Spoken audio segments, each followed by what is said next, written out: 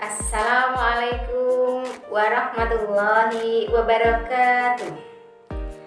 Alhamdulillah wa syukrulillah wa nikmatillah wa la haula wa la quwata illa billah.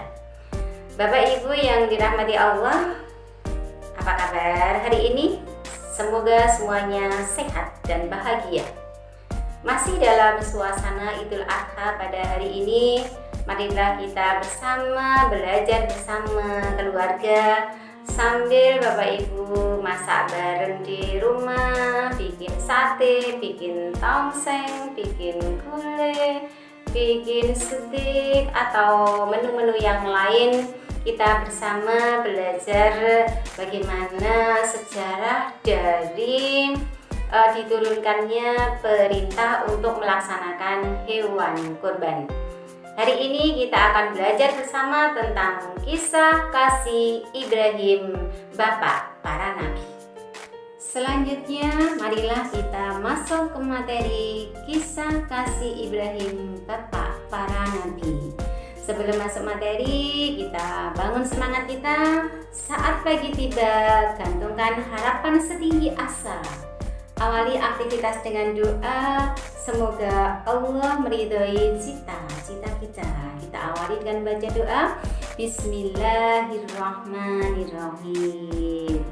Selanjutnya, marilah kita mengenal siapa Ibrahim. Ibrahim adalah nabi yang ke-6. Nama silsilahnya Ibrahim bin Azar bin Tahur bin Sarus bin Rafuh bin Falis bin Tabir bin Saleh bin Al-Fahsad bin Syam bin Nuh. Dia lahir tahun 2295 sebelum Masehi. Ayahnya seorang pembuat patung berhala dan ia mempercayainya. Di Yamannya ada seorang penguasa, Raja Namrud yang sombong dan mengaku bahwa dirinya adalah Tuhan. Masa kecil Ibrahim oleh orang tuanya dibawa ke sebuah gua yang sulit untuk ditemukan. Karena saat itu raja mengeluarkan peraturan untuk membunuh setiap bayi laki-laki yang lahir. Namrud khawatir ada yang mengusik kekuasaannya. Ibrahim adalah nabi termuda.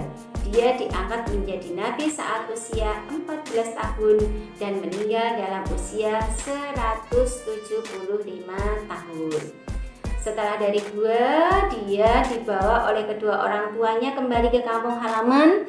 Dia melihat hampir setiap rumah dan tempat umum ada berhala yang mereka sembah, termasuk rumah ayahnya yang juga sebagai pembuat patung berhala.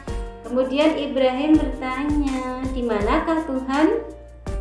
Allah memberikan pemikiran yang cerdas, kritis, dan mengutusnya sebagai penyampai risalah untuk bertakwa kepada Allah dan meninggalkan berhala. Paham bahwa berhala bukan Tuhan, dengan kecerdikannya dia merencanakan saat raja dan pengikutnya melaksanakan perjalanan keluar kota, Ibrahim masuk dan menghancurkan semua berhala yang ada di wilayah Namrud, dan hanya disisakan satu yang paling besar. Kemudian kampak itu dikalungkan di leher berhala yang paling besar. Saat Raja Namrud pulang, betapa kagetnya dia, murka dia. Kemudian dia bertanya, siapa yang melakukan ini? Salah satu pengikutnya yang tidak ikut pergi mengatakan bahwa ada seorang pemuda yang bernama Ibrahim. Sehingga raja memanggil Ibrahim. Raja berkata, "Wahai Ibrahim, bukankah engkau yang telah menghancurkan berhala-berhala ini?" Ibrahim menjawab, "Bukan." Raja makin geram. "Lalu siapa lagi kalau bukan engkau?" "Bukan aku yang menghancurkan. Aku pikir berhala yang besar itu yang menghancurkan. Bukankah kampaknya masih berada di lehernya?" Jawab Ibrahim dengan tenang. Raja membantah, "Mana mungkin patung berhala dapat berbuat semacam itu? Kalau begitu, kenapa engkau menyembah berhala yang tidak dapat berbuat apa-apa?" Mendengar pernyataan Ibrahim, para pengikutnya tersadar. Tuhan yang selama ini mereka sembah ternyata tidak dapat melihat, tidak dapat mendengar, dan tidak dapat bergerak. Raja semakin murka dan geram sehingga ia memutuskan untuk menghukum mati Ibrahim dengan cara dibakar hidup-hidup. Allah berkuasa atas segala sesuatu. Raja Namrud dan pengikutnya tertawa puas menyaksikan pembakaran itu. Namun saat api padam, terkejutlah mereka. Mereka melihat Ibrahim keluar dari puing-puing pembakaran dengan selamat tanpa luka sedikit pun. Sejak saat itu, pengikut Namrud berpaling dan menjadi umat Nabi Ibrahim menuju jalan Allah dengan mengesahkan Allah la ilaha illallah, sehingga Ibrahim adalah bapak tauhid yang pertama. Selanjutnya kita masuki ke kisah cinta Ibrahim dan Sarah. Sarah adalah istri Ibrahim. Lahir batin, Sarah adalah wanita tercantik dan tercerdas pada saat itu. Ibrahim sangat mencintainya dan Sarah pun juga taat kepada suami. Ujian pernikahan berawal saat mereka hijrah ke Mesir dan dakwahnya tidak diterima di Babilonia. Mereka hijrah ke Baitul Maqdis dan tinggal di Haron dekat Syam. Di daerah itu Ibrahim diutus untuk menghilangkan segala kebatilan dan kemungkaran. Saat itu Mesir dipimpin raja yang suka foya-foya, yaitu Amr bin Amru al-Qais bin Mailun. Dia adalah termasuk penggemar wanita cantik dan selalu ingin memilikinya.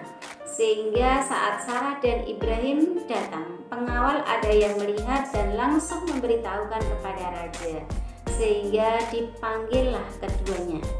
Saat ditanya raja, Ibrahim menjawab bahwa perempuan itu adalah saudarinya demi keselamatan jiwanya. Sehingga raja berkeinginan untuk bertemu dengan Sarah. Sarah bertemu raja, hatinya berkecamuk. Pelayan istana telah menyiapkan semua kebutuhan hingga pakaian yang indah. Saat raja mendekat, Sarah berdoa, "Ya Allah, sesungguhnya aku beriman kepadamu dan Rasul-Mu, serta aku selalu memelihara kehormatanku. Janganlah engkau biarkan orang itu merusak kesucianku." Tiba-tiba raja tercekik dan menghentakkan kakinya. Sarah kembali berdoa, "Ya Allah, sesungguhnya aku beriman kepadamu dan kepada Rasul-Mu, serta aku selalu memelihara kehormatanku. Janganlah kau biarkan orang ini merusak kesucianku." Kejadian tadi terulang lagi, raja merasa tercekik dan menghentakkan kakinya. Sarah berdoa lagi, "Ya Allah, andaikan raja ini mati, tentu orang-orang akan menuduh bahwa aku pembunuhnya." Raja kembali sembuh, tetapi kali ini ia merasa ketakutan. Kemudian ia berkata kepada pengawalnya, "Demi Tuhan, pasti ini adalah setan yang kau kirimkan kepadaku. Kembalilah kamu ke Ibrahim dan berikan dia hamba sahaya." Nah, hamba sahaya yang diberikan oleh raja kepada Sarah itu adalah Hajar. Budak hitam tapi kecantikannya terpancar di wajahnya. Ia cerdas, berakhlak mulia, dan bermental kuat. Siti Hajar, budak yang membantu Sarah, istri Nabi Ibrahim. Setelah lama menikah, Sarah belum juga dikaruniai anak, sehingga ia meminta kepada Hajar untuk menikah dengan suaminya. Ia ingin Hajar bisa memberikan seorang putra.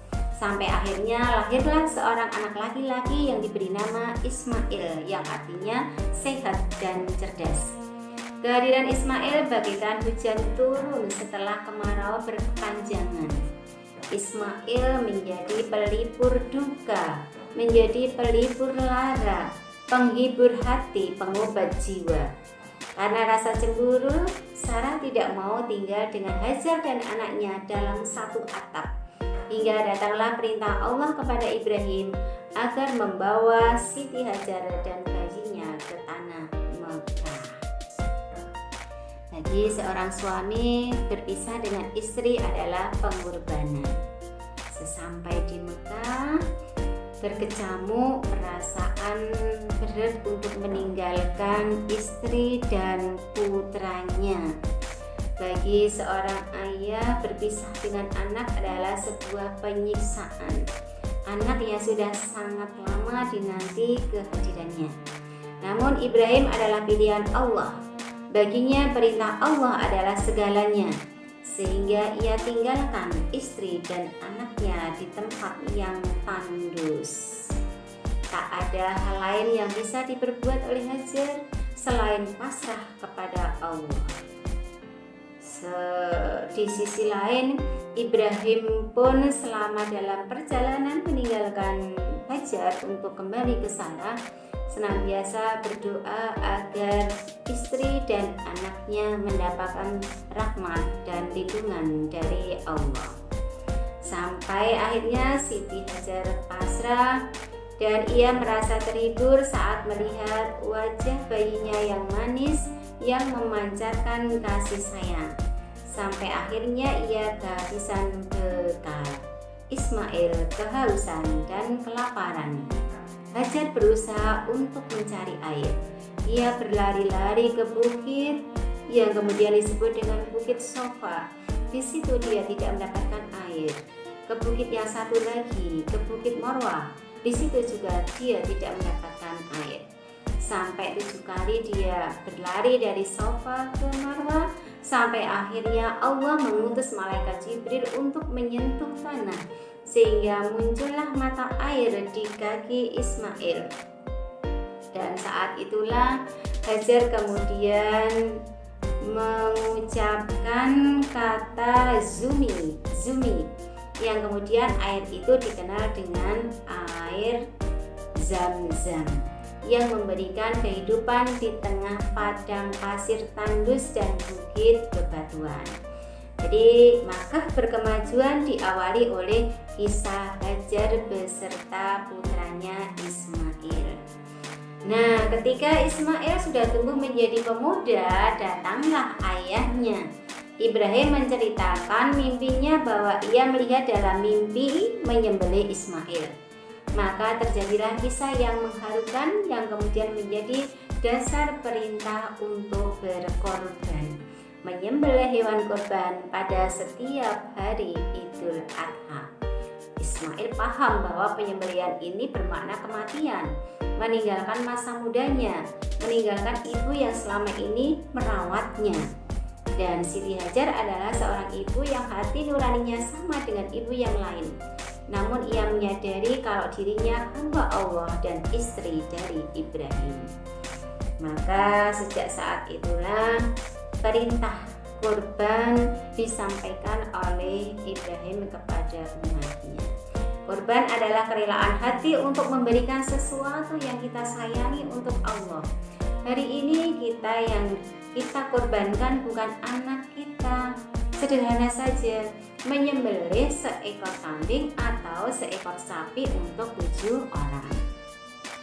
Lalu Allah memerintahkan kepada Ibrahim dan Ismail untuk meninggikan dasar-dasar Baitullah dan mensucikannya untuk orang-orang melaksanakan tawaf, iktikaf, rukuk, dan sujud.